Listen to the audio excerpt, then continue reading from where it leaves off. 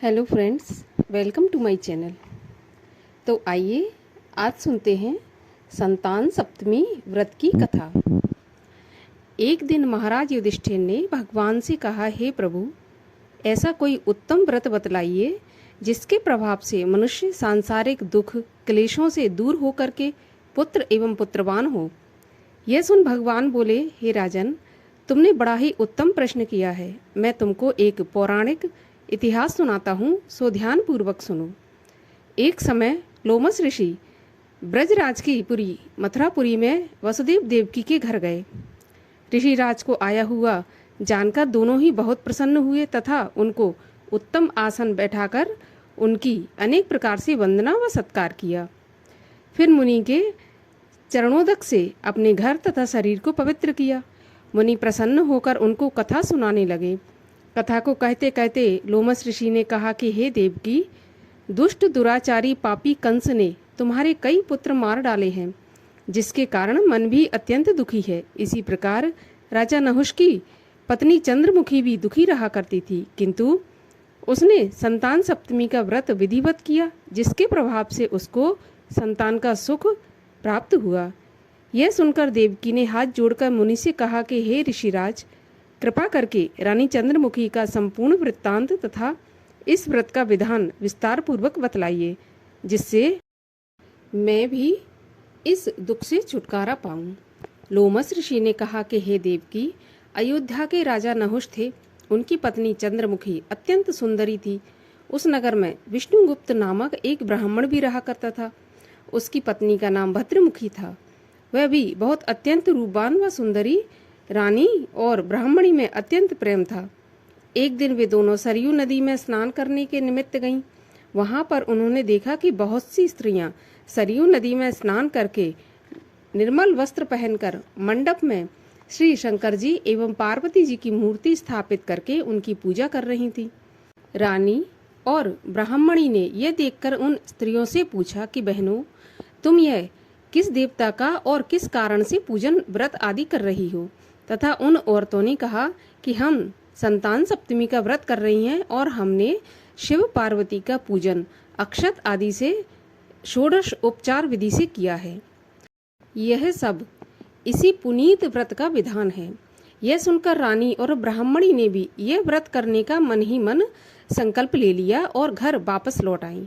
ब्राह्मणी भद्रमुखी तो इस व्रत को नियम पूर्वक करती रही, किंतु रानी चंद्रमुखी राजमद के कारण इस व्रत को कभी करती, कभी नहीं करती, कभी भूल जाती। कुछ समय बाद दोनों मर गईं।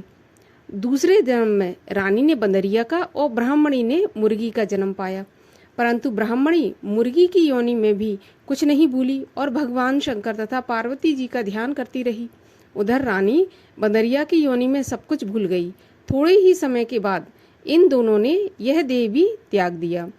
अब इनका तीसरा जन्म मनुष्य योनि में हुआ।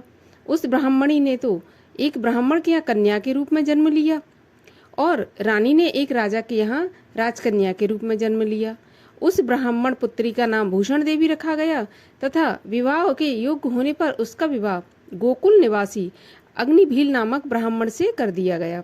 भूषण देवी इतनी सुंदर थी कि आभूषण रहित होते हुए भी वह एक अत्यंत सुंदरी लगती थी।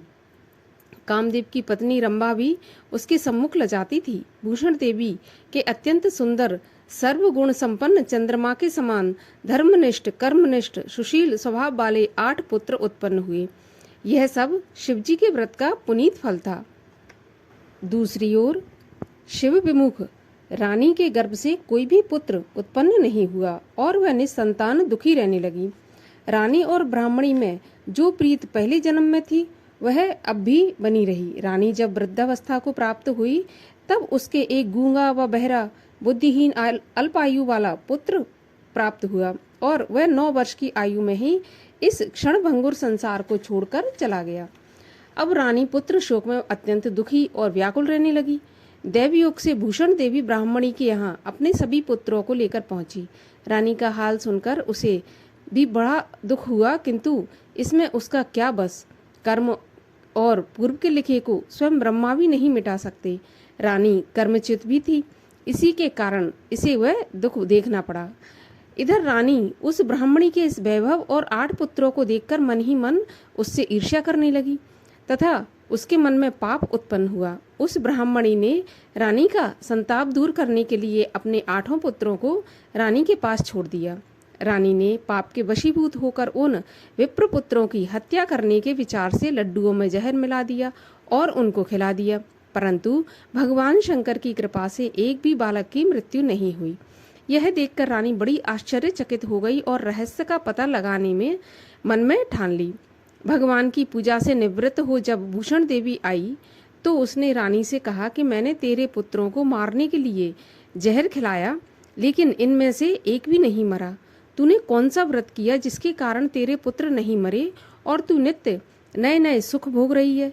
तू बड़ी सौभाग्यवती है। इसका भेद मुझे निष्कपट होकर समझा।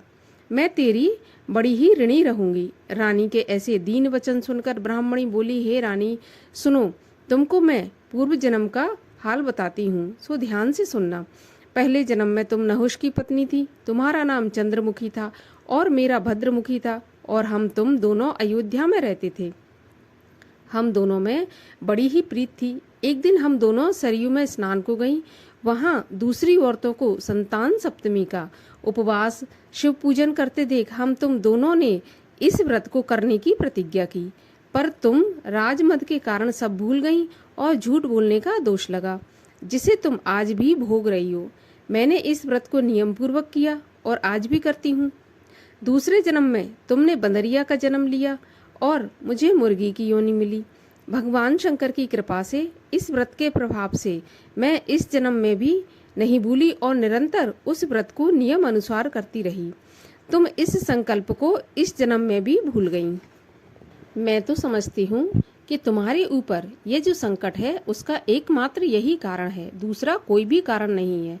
इसलिए मैं तो कहती हूँ कि आप इस संतान सप्तमी के व्रत को करें, जिससे तुम्हारा दुख दूर हो जाएगा। लोमस ऋषि ने कहा कि हे देवकी, भूषण देवी के मुख से अपने पूर्व जन्म की कथा को एवं व्रत आदि के संकल्प को सुनकर रानी को पुरानी बातें याद आ गईं।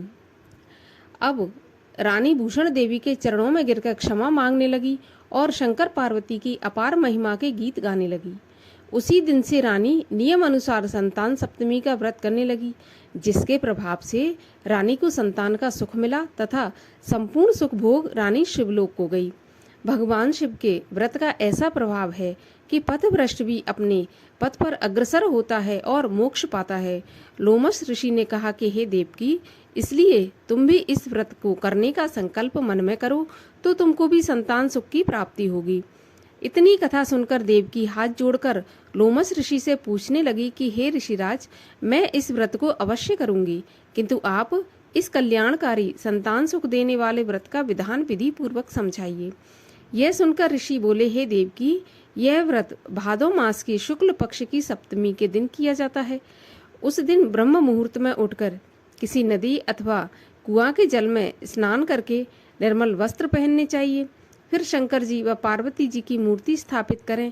इन प्रतिमाओं के सम्मुख सोने चांदी के तारों अथवा रेशम को लें और गंडा बनावें। उस गंडे में 7 गांठें लगानी चाहिए। इस गंडे को धूप दीप अष्टगंध से पूजन करके अपने हाथ में बांधें और शंकर जी से अपनी कामना पूरी होने की शुद्ध भाव से प्रार्थना करें। बाद में 7 पुए बनाकर भोग लगावें। 7 ही पुआ यथाशक्ति सोने या चांदी की अंगूठी बनवाकर एक तांबे के पात्र में रखकर उसका षोडश उपचार विधि से पूजन करके किसी ब्राह्मण को दान दें।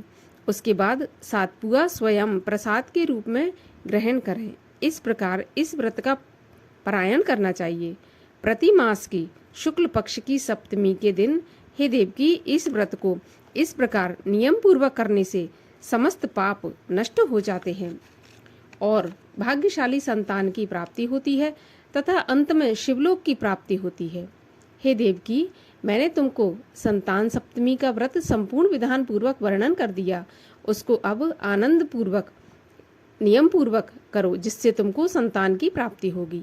इतनी कथा कहकर भगवान आनंद कंद श्री कृष्ण ने धर्म अवतार युधिष्ठिर से कहा कि लोमस ऋषि इस प्रकार से हमारी माता को शिक्षा देकर चले गए।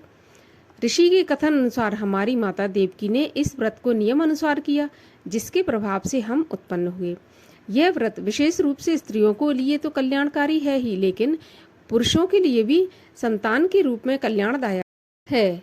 संतान का सुख देने वाला, पापों का नाश करने वाला यह सबसे उत्तम व्रत है। इसको हर प्राणी स्वयं भी करे तथा दूसरों से भी करावे। नियम पूर्वक जो भी इस व्रत को करता है और भगवान शंकर और माता पार्वती की सच्चे मन से आराधना करता है, वह निश्चय ही अमर यश को प्राप्त करके अंत में शिवलोक को प्राप्त होता है। बोलो भगवान शिव शंकर माता पार्वती की जय।